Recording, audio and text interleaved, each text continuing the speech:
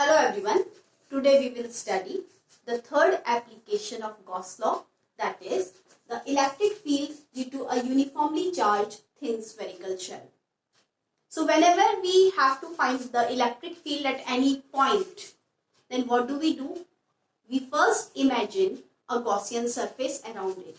So let's suppose we have this spherical shell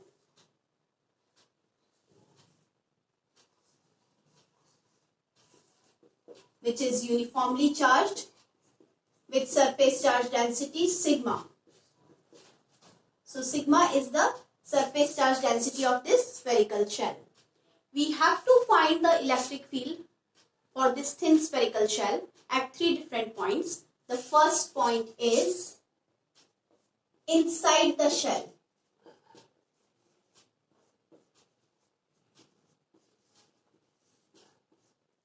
As we know that wherever we have to find the electric field, we have to imagine a Gaussian surface. So if we are finding the electric field at a point P, which is inside this spherical shell, for example, this point P. So suppose the distance of this point P from the center is R, right? So at this point, we have to imagine a Gaussian surface which is spherical in this case. So because the electric field will be same at this spherical Gaussian surface at every point. So we have imagined this Gaussian surface. So this is our Gaussian surface. Gaussian surface. Now at point P, we have to find out this electric field. So at point P, we have to check the direction of electric field and the surface area vector. Why? Because we have to use the Gauss law.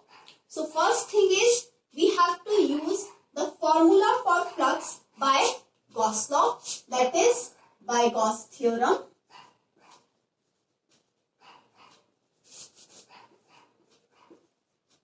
The total flux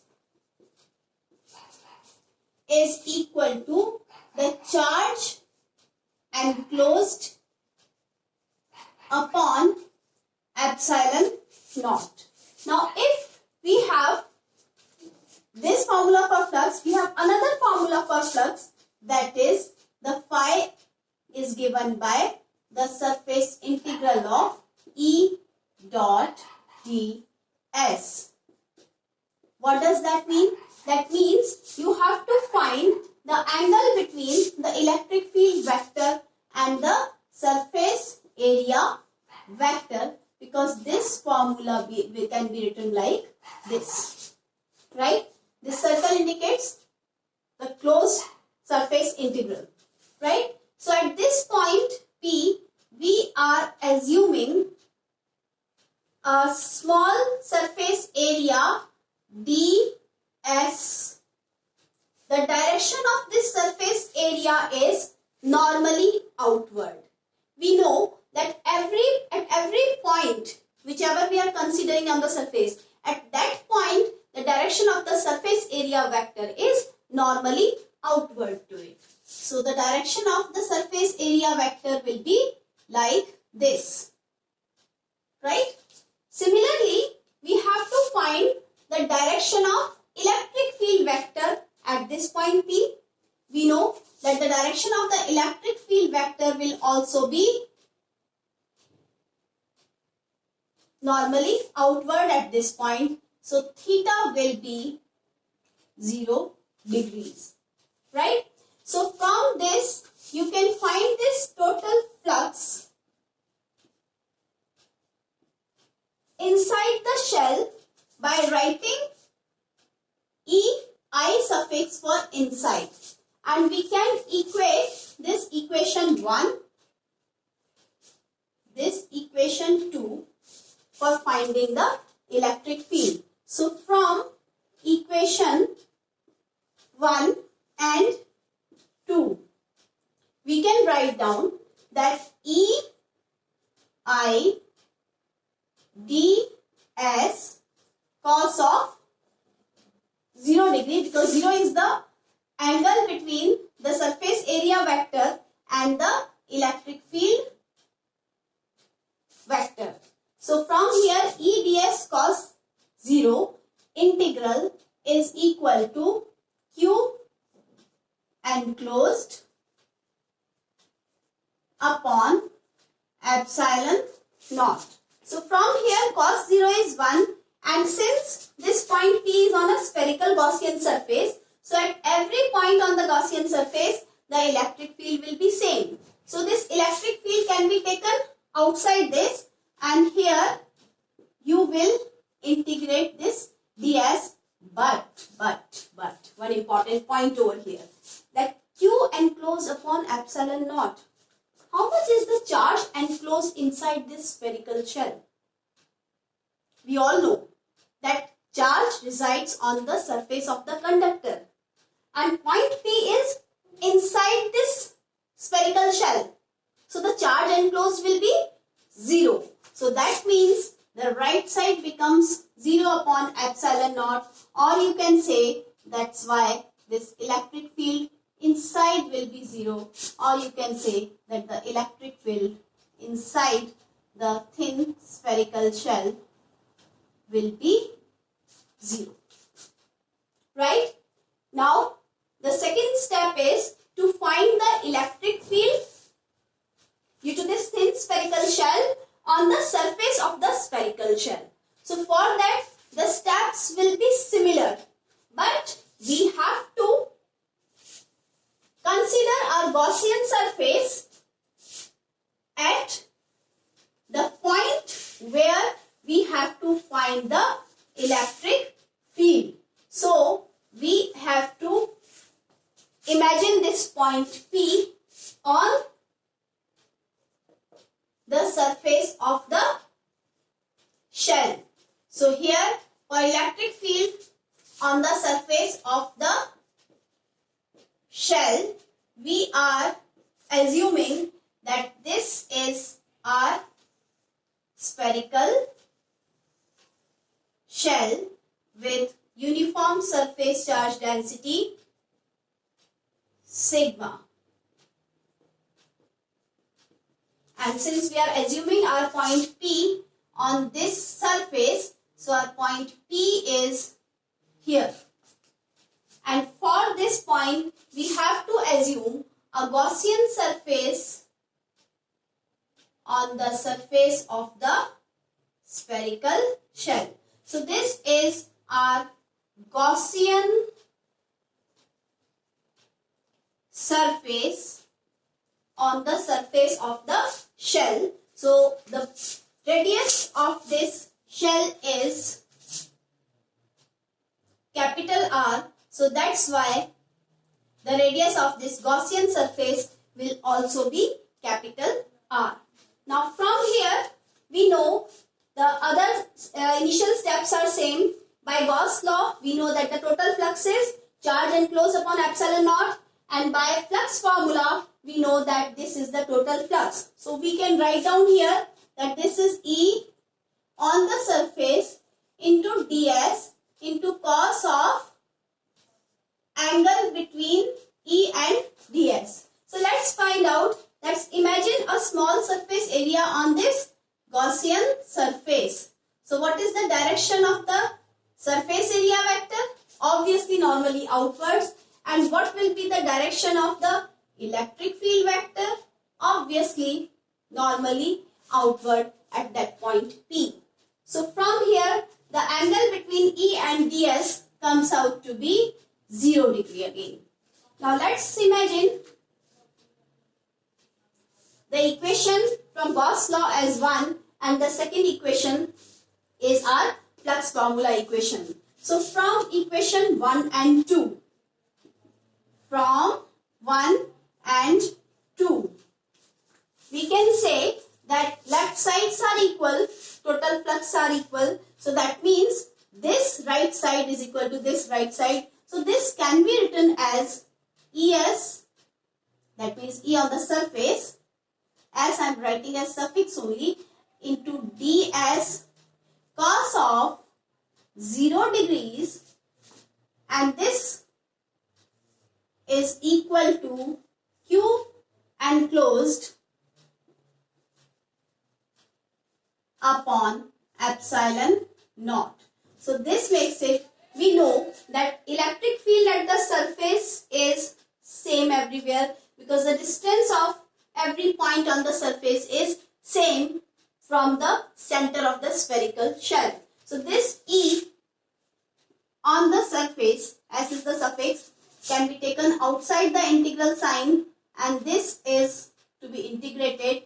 Cos 0 is 1. So this is Q upon epsilon naught. I'm not repeating this word enclosed here. So this becomes E ds integral is equal to Q upon epsilon naught. Now this makes it electric field at the surface of the thin spherical shell. Now you have to integrate ds. What is ds? ds is a small surface area on this Gaussian surface. Now this Gaussian surface is spherical.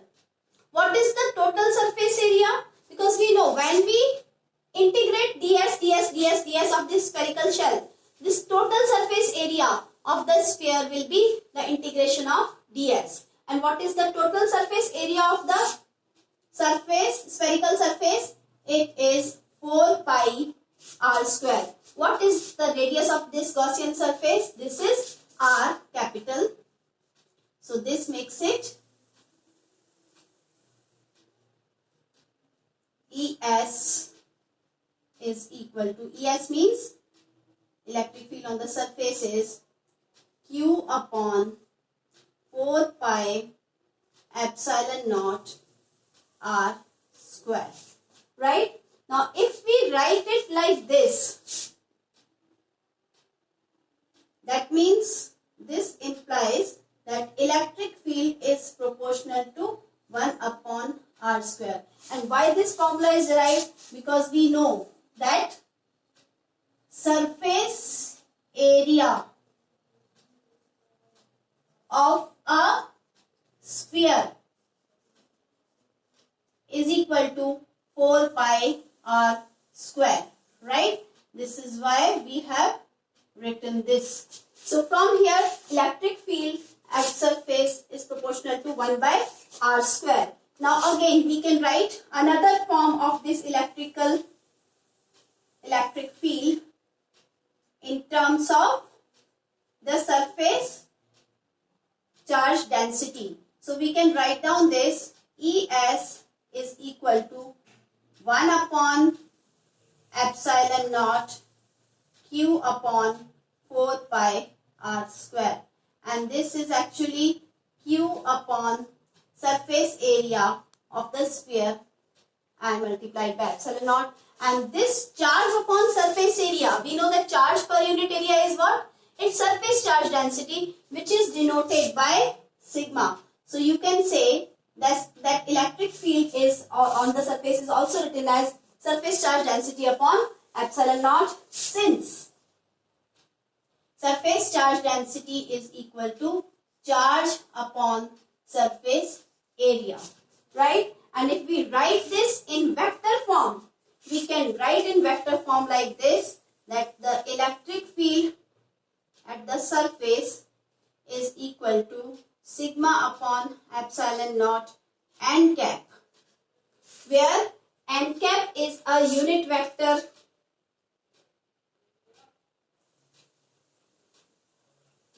normally outward the shell, normally outwards to the shell.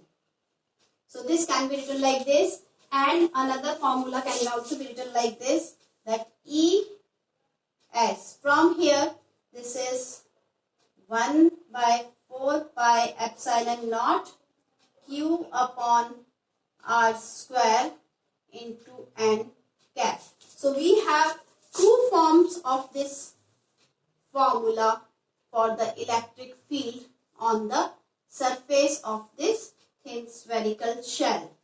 Now the third part is that we have to find the electric field at a point which is outside outside the shell.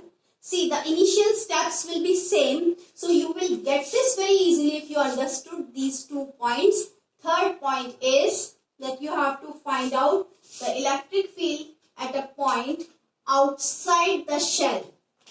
Outside the shell. So outside the shell, that means we have to consider our Gaussian surface at a point P, which is outside the shell. So first 2 steps will remain the same in this part also. So from here you can imagine a Gaussian surface at the point P, which is outside this spherical shell. So our Gaussian surface is at point P. This is also spherical surface. So this will be Gaussian surface. Right? So if we consider this shell to be uniformly charged like this, right? So we can write from Gauss law that total flux is Q enclosed upon epsilon naught.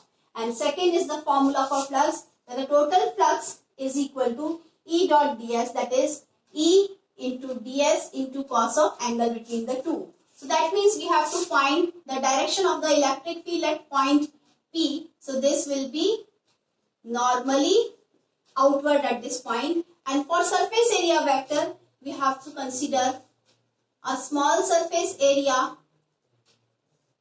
whose direction is normally outward to this shell Gaussian surface. So here the angle between E and ds will again be theta is equal to 0 degree. So again, as before, we know from 1 and 2, the right sides will also be equal. So we can say that E ds cos of, what is the angle between E and ds over here? This is 0 degrees. So we integrate it, and on the right side we get Q enclosed upon epsilon naught. So from here we can keep this electric field outside. We can write the suffix over here O, because we are finding the electric field outside. So E over here, and ds integration, and cos of 0 is 1. So this makes it Q upon epsilon naught. Now, we know that this ds is a part of this Gaussian surface at point P. This is our point P. So at point P, this ds is there. So when we integrate this ds everywhere, so that means the total surface area of this sphere, which is a Gaussian surface, it will be 4 pi small r square if the distance of this point is small r from the center. Capital R is the radius of this spherical shell. So this is Q upon epsilon naught. So this makes it E outside is equal to Q upon 4 pi epsilon naught into R square. So that means E outside is inversely proportional to the square of the distance of the point P where we are finding the electric field. So in all the 3 cases, we have first written the expression by Gauss law, then we have written the flux formula, then we have imagined a Gaussian surface at the point where we have to find the electric field, and then we have calculated the angle between the surface area vector and the electric field vector. Then we have equated these 2 equations, and then after we have calculated it. So these are the 3 expressions for the electric field inside surface and outside the thin spherical shell, which is uniformly charged. Now let's discuss the graph between the electric field and the separation from the center of the shell. So from here we have just derived the formula for the electric field at the surface, inside